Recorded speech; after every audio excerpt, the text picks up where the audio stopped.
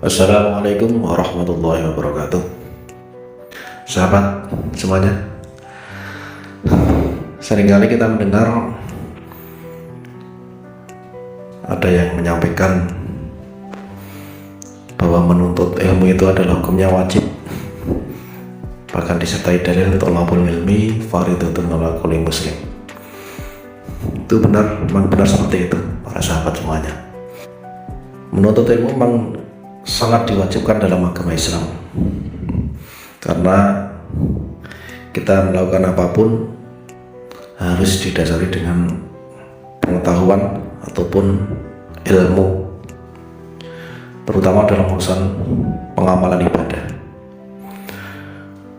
Akan tetapi memang kita juga tidak bisa mengingkari fakta dalil bahwa ilmu itu memang bermacam-macam. Kalau kita golongkan secara dalil bahwa ilmu itu memang ada yang ilmu dunia, ada yang ilmu akhirat.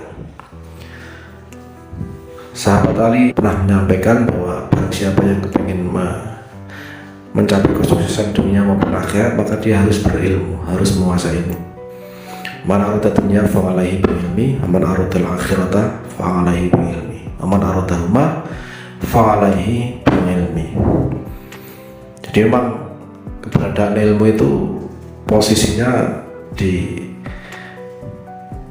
kalau digambarkan sebuah piramid, dia adalah posisi paling dasar, posisi inti, posisi pondasi sebelum melangkah kepada hal-hal selanjutnya atau melangkah pada tahapan selanjutnya, yang mungkin kalau dalam urusan ibadah, urusan akhirat adalah beramal, beribadah. Kalau dari urusan dunia ya kita melakukan suatu pekerjaan ataupun hal yang lainnya. Tapi saya sampaikan lagi bahwa memang ada fakta dalil yang tidak bisa kita ingkari, bahwa kedudukan ilmu akhirat itu adalah posisinya memang lebih tinggi daripada ilmu dunia. Ini fakta dalil bahwa posisi kedudukan ilmu akhirat itu adalah lebih tinggi dari ilmu dunia. Dalam hadis terangkan al-ilmu salasatun wa siwa dzalika fa huwa fadlun, ayatun muhkamatun au suratun qaimatun au faridatun atilatun. Jadi ilmu yang dikriteriakan sebagai ilmu secara dalil itu ada 3 sebenarnya, yaitu ayatun muhkamatun, yaitu Al-Quran, ayat-ayat yang digunakan sebagai hukum yaitu Al-Quran, suratun qaimatun, yaitu sunnah ataupun kelakuan Nabi dijalankan ataupun sekarang sudah direferensikan dalam bentuk hadis-hadis, dan faridatun ataupun ilmu bagi waris yang adil, yang itu dalam Al-Quran dan juga Al-Hadis. Sehingga memang kita juga mau tidak mau harus menerima fakta itu bahwa memang ilmu yang grade-nya paling tinggi itu adalah ilmu akhirat, yaitu ini tadi ilmu agama, ilmu Al-Quran dan Al-Hadis. Selainnya itu menurut bahasa hadis tadi ya hanya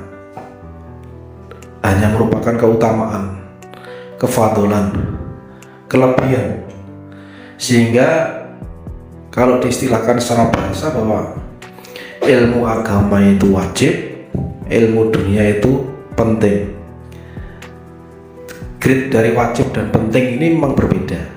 Yang namanya wajib itu harus ada, kalau penting itu bisa ada, bisa tidak.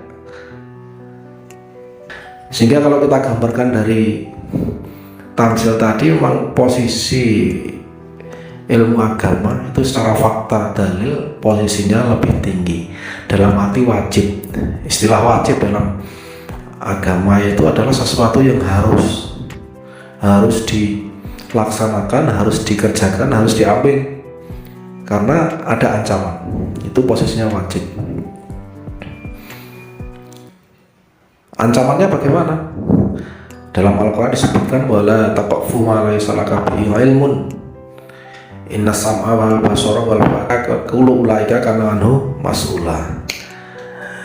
Jangan kamu melakukan sesuatu yang kamu sekalian belum punya ilmunya, karena sesungguhnya pendengaran, penglihatan dan hati itu nanti akan ditanya. Sehingga kalau dalam urusan amalan memang untuk menguasai ilmunya itu harus diposisikan lebih dahulu dalam arti itu wajib. Sebelum beramal, melakukan sesuatu pengamalan, harus menguasai ilmunya dahulu. Berbeda dengan keduniaan, kadang-kadang kita melakukan dahulu belum mendapat ilmu. Itu banyak terjadi dan memang itu mekanisme yang selama ini terjadi. Para penemu, para ilmuwan, para pakar itu biasanya meneruskan ilmu itu setelah melakukan sesuatu, melakukan percobaan, melakukan praktek, ataupun kadang melakukan sesuatu yang tidak disengaja yang akhirnya dirumuskan menjadi suatu ilmu. Itu kalau urusan dunia seperti itu. Tapi dilepas dari fakta dari semuanya itu, bahwa keberadaan ilmu itu di dalam Islam sangat diagungkan. Baik ilmu dunia, ilmu akhirat itu sama-sama mempunyai derajat yang tinggi di hadapan Allah. Yarfa'illahu alladziina aamanu minkum walladziina utul ilma darajat. Orang yang punya ilmu itu, ilmu apapun, baik akhirat ataupun dunia, baik yang wajib sebagai ilmu akhirat ataupun yang ilmu dunia sebagai tambahan, itu semuanya merupakan aset untuk kehidupan kita baik di dunia maupun di akhirat.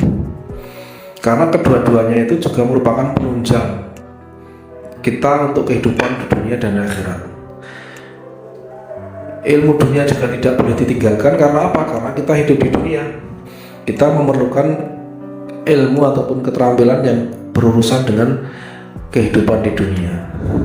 Orang yang mencintai akhirat, orang yang menjadikan akhirat sebagai tujuan, pasti akan lebih cinta dunia, pasti akan lebih semangat mencari ilmu dunia. Karena apa?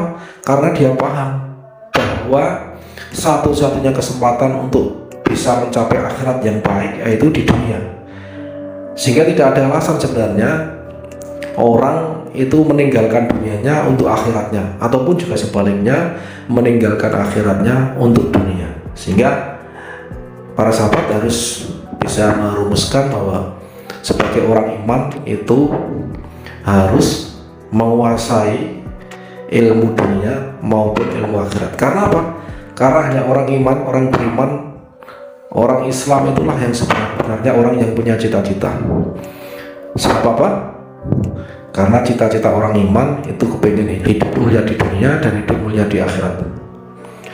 A'dhamu nasi hamman, setinggi-tingginya, sebesar-besarnya orang bercita-cita ya al-muslimun alladzi yahmu fi amri dunyahu wa amri akhirati. Mereka orang iman, orang Islam itu punya cita-cita perkara dunianya sukses dan perkara akhiratnya sukses.